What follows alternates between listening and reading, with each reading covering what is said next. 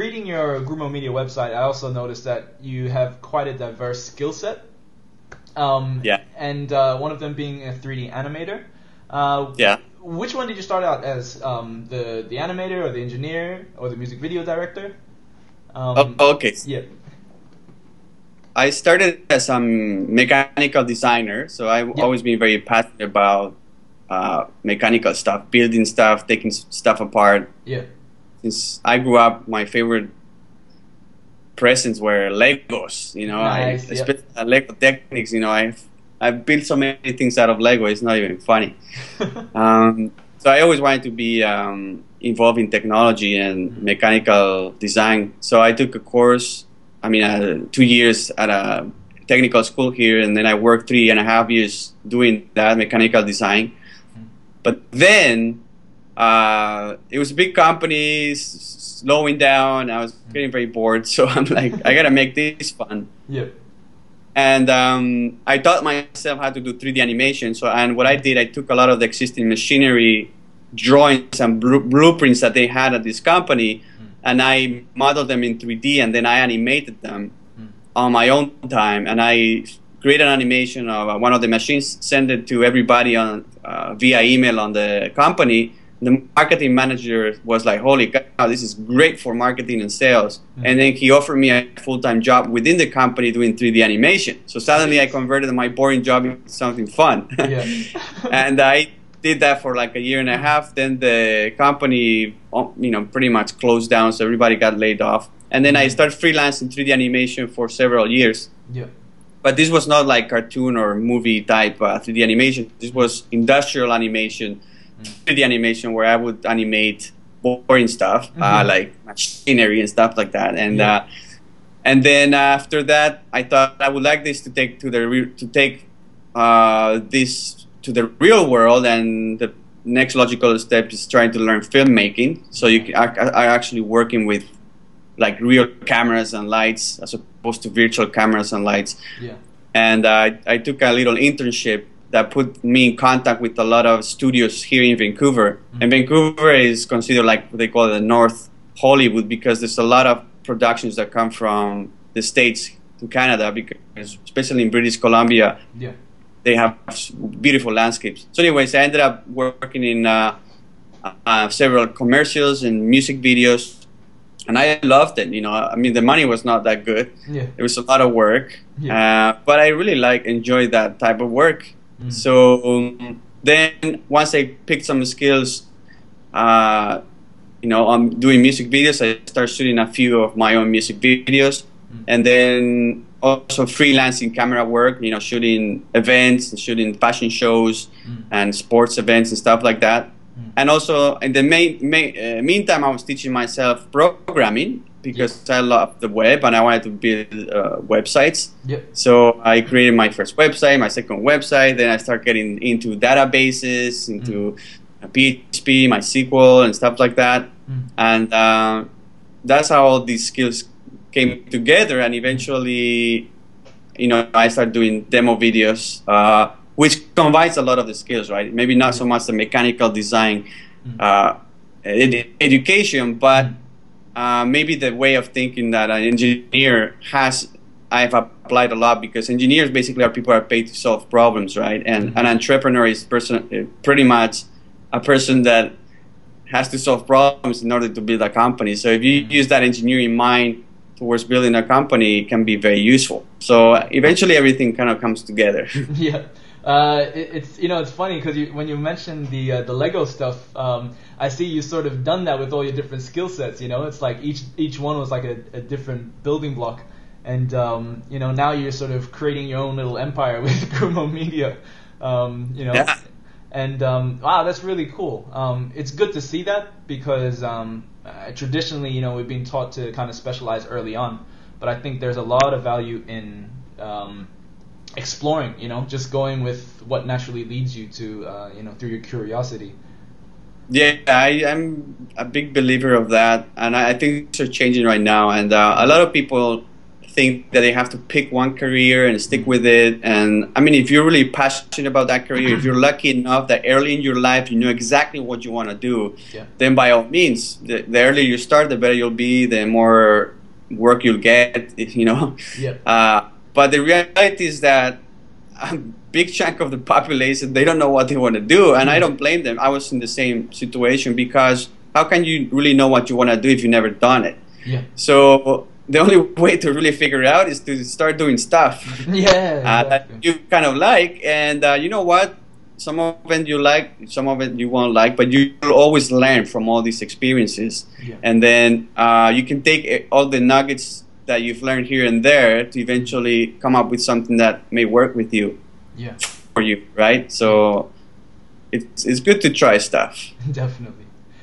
Did you always know that you were gonna have your your own business? No, that's something that some of the right now I think the mentality is changing a little bit in some countries, especially North America, not in South America too, and where I come from in Spain, where the economy is horrible. Now people are forced to kind of start their own businesses because there's no jobs anymore. But traditionally, what you do is you go to school and you find a job. So it never actually came to my mind that there was a possibility of starting a business. I'm like, who does that? I mean, because no, it was not in my radar. I never even thought that was a possibility. If it was in my radar, and I thought, that the only way I could do is if I knew what it was and what it took to do and what are the advantages and disadvantages, I would have done it a lot before. I really only started considering becoming my own boss and having my own company just after working for a big television studio for 3.5 years. There was two reasons. I met the founder, who was a very wealthy guy, and his story was very compelling. He started with $10,000 and then he built a multi-billion-dollar empire, right? And I'm like, is this possible? Like a dude can start a multi-billion-dollar empire? Like he was a big farmer, for God's sakes, and then he started one of the biggest online casinos in the world. And I talked to the guy, like, he's such a laid-back guy, and I'm like, I can do this. I mean, why would anybody else do something else? Like, the guy's doing what he loves to do. He's making a lot of money, traveling the world. I mean, what is the path that can take anybody from zero to having a company that is successful? So I started to become very curious about that. I wish I would have had that spark maybe 10 years before, because I'm sure I would have started a company a lot earlier. And then from that, I started investigating what does it take to build a company. So I started to subscribe to a lot of technology news and become more involved in the startup community to understand what it takes to build a company. And there was some early people that I thought were very interesting to follow, and one of them was I think it's Giacomo Peldi from. He sells a software. It's called Balsamic Mockups, and allows you to do mockups for websites really fast. And now it's fairly popular. But the guy quit Adobe.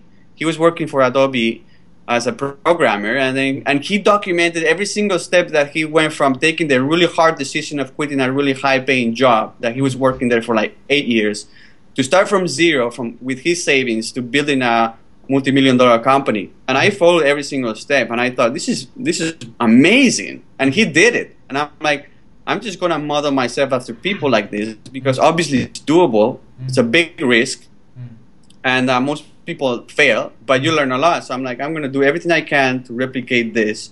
And my first attempt was a complete failure. So I tried to create this online software, project management software.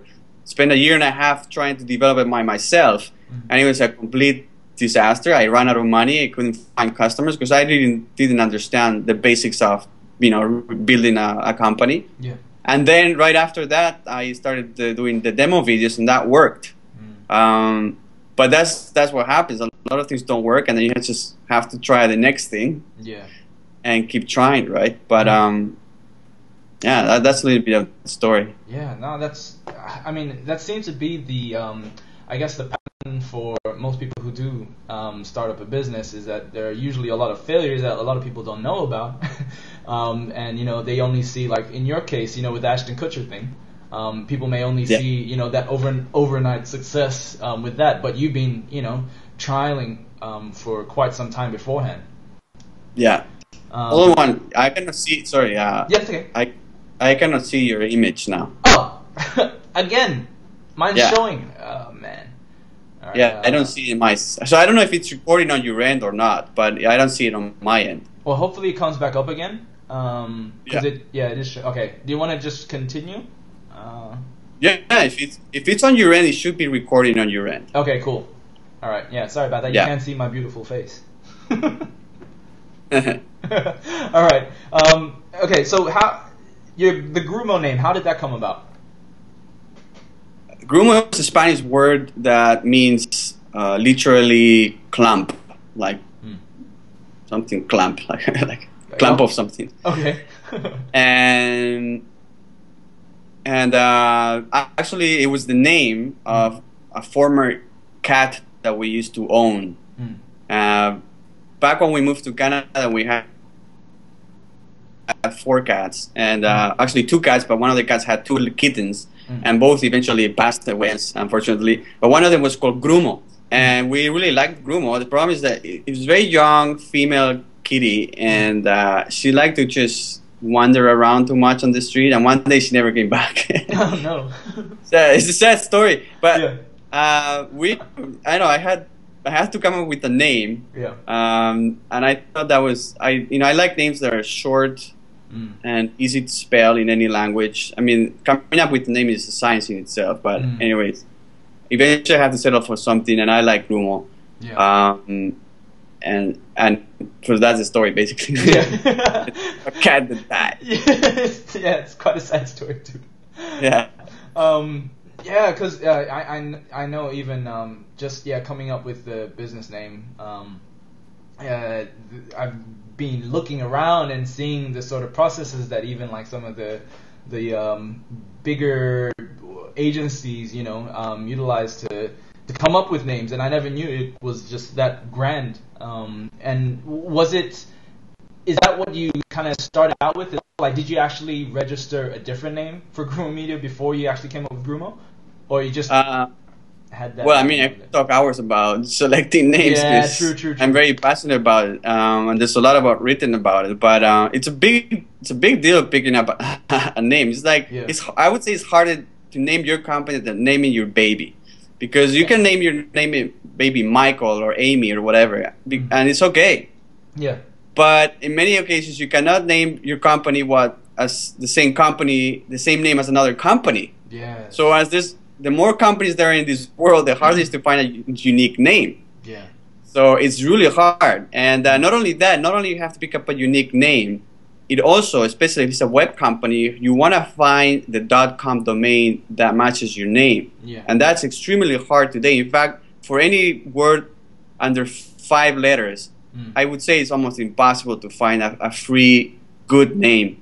Yep. Which means, for example, I chose Grumo Media, so you usually have to add something to it, and Grumo Media was available, but Grumo was not available, and I have to pay $3,000 to buy that domain from a domain squatter. And these are just people and organizations that all they do is, all day long, is buy thousands of domains at bulk price for like $10 a pop. Yeah. And then just wait 4 years until somebody needs it, and then they charge you an arm and a leg for it. I mean, that's the nature of the business. And it gets harder as more people keep buying domains, right? So it's really tricky. Yeah. But having a good name is so important on the web that you really have to be ready to spend, some coin to get the domains that you want. I mean, at the beginning, maybe you can get away with .nets, .tvs, or your country's, domain. But eventually, you want to get the .com for sure, and that's gonna cost you quite a bit of money. Yeah, definitely. I have experienced that. Even recently, trying to look up free names, and some of the ones that I thought like, oh, nobody would have thought of that. They thought of it, and they already bought it out. It's just amazing. I mean, they have computers that do this automatically. I'm sure it's pretty crazy. It is hard to name. Yep. Okay, another one that I noticed as well is that you got a list of quite a few mentors in your team. Yeah. How important would you say mentors have been for you? That's very important, and that's something I learned by investigating, researching other people and starting businesses. And they all kept saying, you know, you have to get a group of mentors, of people that have done it before, of people that have different skill sets, of people that believe on you. And so I tried to reach out and find these people. And then I would give them credit on my website, just as a thank you, and also as a way for me to remind myself of who are the, you know, who have helped me to build a company. Some of them, I think I've contacted all of them. Yeah, all the people on the mentor list are people that I've spoken directly once or several times, and they've helped me with some advice. And you know, having mentors is very important, because anything new that you do in life, it's just an unknown. And starting a company is a big question mark for most people. So you're like, where do you start? I mean, there's so many things to do, and you gotta identify people that have done it before, because they have a lot of the answers or advice as early as possible. And now it's easier. It's getting easier because there's so many, you know, incubators out there that you can join and start a company, and they usually part of the fee that you pay, or part of the equity they take from your company, is in exchange with a lot of mentorship from people who have built and sold companies before.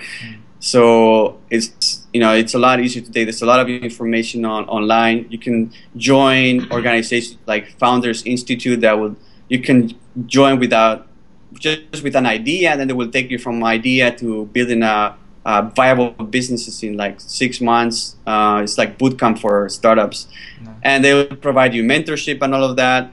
There's so many options today, and all of them always are going to involve having some kind of mentor that is going to, you know, make sure that you're going in the right direction. Because at the beginning, you're like a baby. You're just born. You don't know what direction to go. You know, it's gonna, most likely, if you don't have mentorship, you're gonna make all the mistakes. So what a mentor is gonna do for you is save you a lot of pain from making the mistakes that most likely you're gonna do, right? So very important. Okay. I guess, how did you find your mentors and even manage to ask or keep them as a mentor for you? Other than, you know, having them invest in your company and stuff. Well, I mean, nobody has invested in this company. I mean, well, in general, like, you know, that usually, like you were saying, that's how it can work as well sometimes. They take a hold of the company and then they provide that. Yep. Well, the way I've approached it is also by, you know, reading about it and how do you approach or get a mentor. Okay. So usually, if let's say you pick a specific field where you want to start a company, then you try to identify the top players within that field, and then just cold email them and say, hey, I'm starting the company on the same field. Yep. Do you have some time, like 10 minutes, where we can just exchange some ideas, or can I ask you a question, very specific question about this and that? And obviously you'll get a lot of rejection or people ignoring you, but that's the name of the game. In entrepreneurship is a lot of failing to get any success. So you just keep trying, and eventually somebody will reply, and then you'll get some feedback. And as the business grows, then you keep doing that continuously, or try to join groups or meetups where there are entrepreneurs that are building companies that can share their advice as well. And in any major city, there should be some of those meetups. And then try to zero in people that you connect, that you really like at a personal level, and also that they have the experience, that they've done it before. And most people that they've succeeded before, or they've gone through the same path, they really enjoy and find very satisfying helping other people. And so it's not that hard to find a few good mentors with a little bit of effort. All right, cool. Thank you for that, because I've just sort of learned that by through trial and error myself, and those sort of things coming out of university before. It's funny, they do teach you the skill sets, the specific skill sets for a lot of software and things. But for people who want to build businesses or become an entrepreneur, they don't really teach you that side. For example, networking, right? It's sort of discussed very lightly, but how important would you say networking has been? Actually, it's very crucial. I mean, the first company I didn't do a lot of networking. I just thought that I knew the industry, and I'm like, okay, well, I'm gonna build something better all by myself, like, which is ridiculous in retrospect. It's like, so I thought I could do something better than Basecamp and just integrate invoicing in it. And then because I was a freelancer, I wanted a tool that allowed me to do my project management and invoicing in one go, right? And there was nothing really out there that could do it. Now, if I would have had mentors early on, if I would network and I would have pitched this idea to people, they would have said, okay, well, do you know the market? How much money do you have to do this? They would ask me all the right questions that I would have said, hey, maybe this is not the best idea. The other thing, are you really passionate about? And that's also very important. In reality, I was not really passionate about doing project management. I mean, who wants to do project management? But it made sense at that time because I've already built a tool internally for a previous company, and it was doing very well. And then a group of Cisco engineers bought it from me, and I'm like, and they told me, Miguel, it's a great tool. Why don't you productize it and sell it? And I'm like, well, that makes sense, but it didn't really make sense because it's different creating an internal tool, and it's different to create a business around that tool. So because you have to learn about marketing, about how the industry works, how are you going to differentiate yourself, how are you going to attract customers. There's so many variables that I was completely ignorant about. So having networking would have put me in contact with people that would have given me a different perspective and helped me make the right decisions early on. Now, when I started Group One Media, one of the reasons why I started it was because I went to a speed dating. What was that? Hold on. A mentor speed dating was. So it was an event to find mentors. Sweet. And it was great because I met a bunch of really cool entrepreneurs from Vancouver. And I pitched my ideas, and I immediately saw the values. Like, well, these guys are giving me really good feedback that my family or friends could never give me. And the problem is that a lot of people start companies based on feedback from family and friends. And the reality is your family and friends, doesn't matter how much they love you, they're going to do two wrong things. First of all, because they love you, they rarely will say your idea sucks. And second, because they are not in the industry and they're not entrepreneurs themselves, they don't really are the qualified people to give you advice. So you have to go out there and find the people who have done it before. And once I did that, I was like, this makes a lot of sense. And from that event, actually, I met my first client. So I'm like, this is so important. And then from that client, things just took off, right? So it was really important to find the right people. And really nothing replaced the face-to-face interaction. I could have tried to call a bunch of people to start a business, but meeting people and then it's the best thing. So networking, very important. And that's definitely an important thing because, I guess I come from a traditional animation background as well. And a lot of animators do tend to like just staying behind the computer screen and sticking to their work. But the networking side, I guess luckily for people who aren't afraid of the rejection side, get to go out face to face, talk to people, and that'll definitely help because there are so many talented people, but they aren't able to really make a lot out of their skills because they can't have the face to face interaction or talk to others. You know, that's something that is so important, and I've been in the same boat. You know, I spent a year and a half behind my computer, and I thought I could build an empire from my home, from my apartment. Yeah. And maybe you can, but Yeah. I mean, you're missing the social aspect of your life, which is very important, right? And it's just very easy to sit on your computer and, you know, be lazy and don't go out. Yeah. But then you're missing, you know, your life quality is not going to be that good, because as humans, we inherently need to socialize, for one, whether it's for business or for pleasure. And so just going out there and meeting people is very important. And I admit I've been very bad at that, because I just, you know, it's so convenient to wake up, have your computer, and try to build a company. Yeah.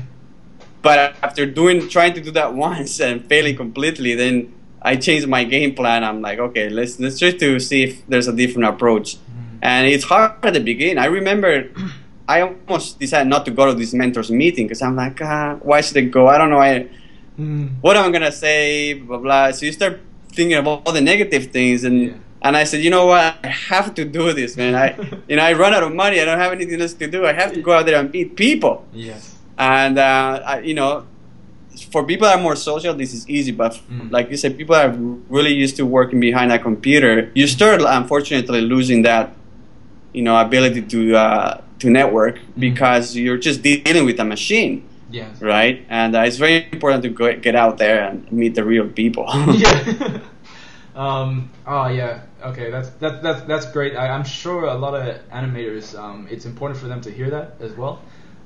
Because it can get quite depressing as well, you know, just being on your own all the time. Yeah, no, it's very hard, especially working by yourself. Yeah. Exactly. Okay, social media.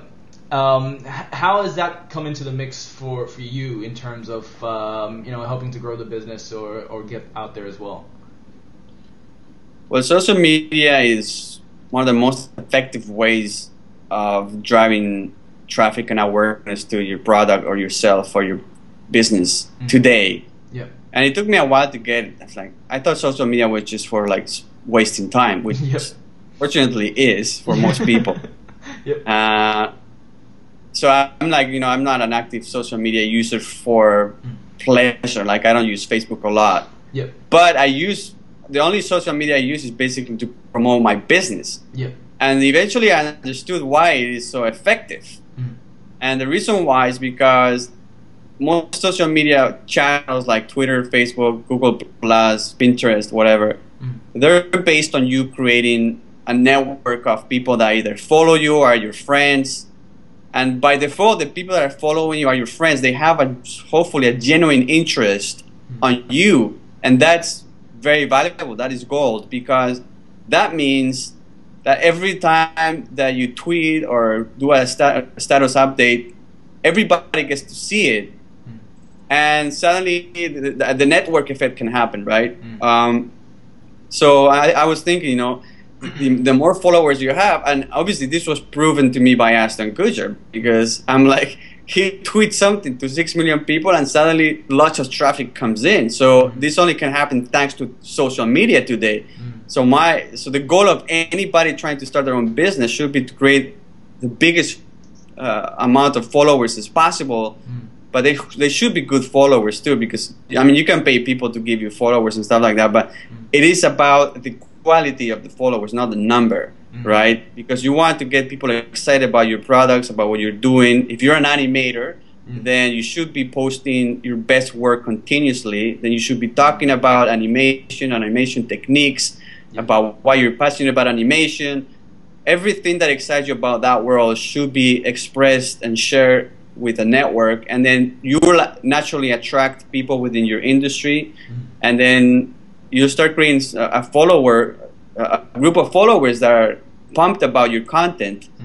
And then anytime that you need something or you're selling something, well, you can inject that, and then the likelihood of finding new customers or driving traffic is going to be very high, because people already showed some interest. You respected their time by providing valuable content, not spamming their timelines. Some people, you know, they just tweet and tweet stuff. So it's very important to find that etiquette, which is being developed, I guess, because these are so new technologies today. People are like learning what is the best way of using social media. now there's like hundreds of courses and information on how to use it.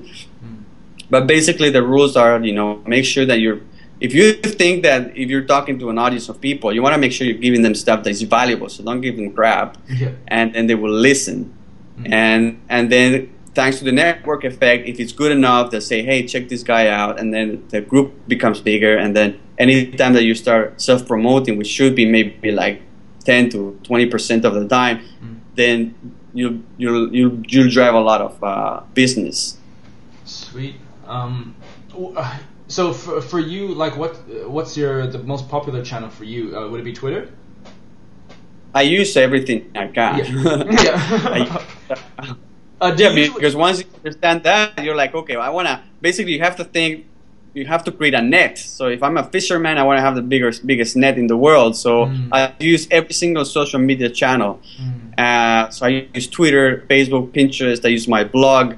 I use Google Plus. Sometimes I've used Hacker News before. I use Dig and Reddit, Stumble Upon, everything, absolutely everything that you can. Damn. And eventually this is very overwhelming because I mean it seems that you're more doing social and networking that run your business, and that's why some businesses hire people to do the social media full time. But as an individual, you cannot do you don't want to take your entire time doing social media, although it's very important. You should just dedicate a chunk every day or every 2 days or once a week where you share good content. And that's what I do. And now something that is very useful to do this, because eventually you have so many accounts. You probably have open like 20 tabs to do all your social media stuff, and it's very time consuming. There's tools that allow you to tweet and do all the updates from one central location. And I use Hootsuite, which is it's a Vancouver company actually, and they're doing very well. And allows us to connect all your social media accounts and just update them from a central location, which saves you a tremendous amount of time. So that's a good one for people to use for sure. Awesome.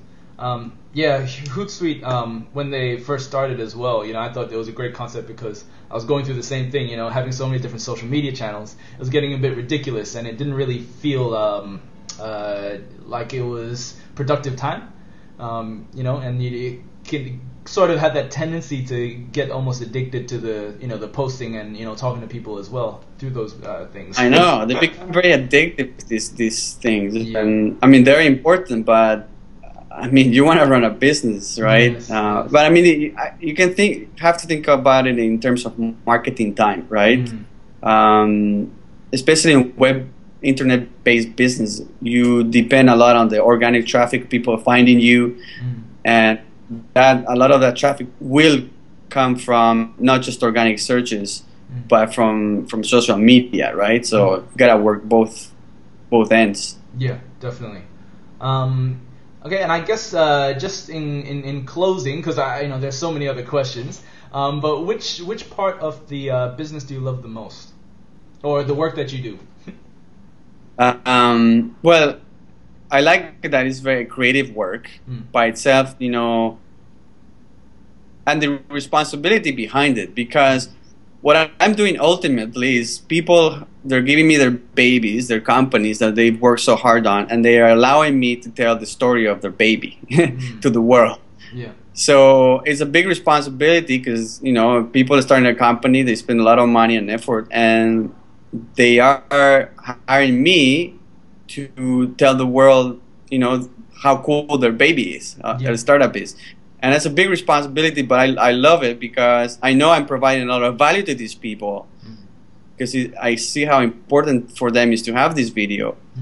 And also, I get to meet lots of really cool entrepreneurs around the world. And being an entrepreneur myself, you want to be surrounded and increasing that network. So it's actually like my business is like a big networking tool also at the same time, because I'm continuously talking to CEOs of small and big companies, and I mean, I check them out. I always check their LinkedIn. I'm like, holy shit, this guy is like a big fish, and why is he contacting Grumo? And it's very amazing as the company grows, you know, getting to connect with lots of interesting people. so that's one of the most rewarding things. And the other thing I really enjoy is the challenge of growing the business, like from going from one person to have several people, and that really satisfies my engineering mind, where it's like, okay, this is an interesting problem to fix. How do I put the parts together so the machine works? Yeah. Right? So that is strategic thinking is very, very rewarding, right? You always have to think what's the next step, because companies have to evolve continuously, right? So that's very, very fun. Yeah. Oh man, that's awesome. Okay, what do you see as an ideal future? I know it's a very broad question, but I'm always interested. Ideal future for the world? Yeah, for the world, man. The world. Yeah. I hope the world keeps spinning. Yeah, that's of course. one. Yeah. But for the world, have you ever thought about it? I think one of the things that will help the world a lot is, and this is happening right now, people are zeroing on this because it's both a great problem to solve and also a very profitable business eventually, is education. And I got into it a little bit by I have a course where I teach people how to create demo videos, and it's also very satisfying to teach other people what to do, and at the same time it's another source of revenue. But I hope in the near future, hopefully, education is a lot more effective than it is today. Like you said, you went to university, but you didn't learn a lot of the stuff that is really useful to start your own business, to become self-employed, to grow a company, to be successful in the world. But that can be solved. It's just that the systems that we have in place are not very efficient. But once you combine recent technologies and apply them in a smart way into education, you'll find out that people very early on can figure out what they want to do, which is the main problem people have. They don't know what to do. They can get excited about it, and then they can learn as fast as possible from the right people how to become a professional in whatever field they choose. So by the age they're 18 or something, they can have a successful business, and they can be very happy doing what they want to do, right? So I think, and once you have the whole world learning a lot faster the stuff that they love, that's going to create a humongous positive effect, because it's the people that are going to change the world, and the people that are going to change the world, the people that are motivated, educated, and happy. So the more that you have of this number of people you have on that, like that, the more change and faster change, positive change can happen, right? So let's hope that those tools appear soon, and they are appearing right now. I mean, you got guys like Salma and Khan from the Khan Academy, who is just killing it on education. And you have Udemy.com, where you can get courses on anything. You got Lynda.com.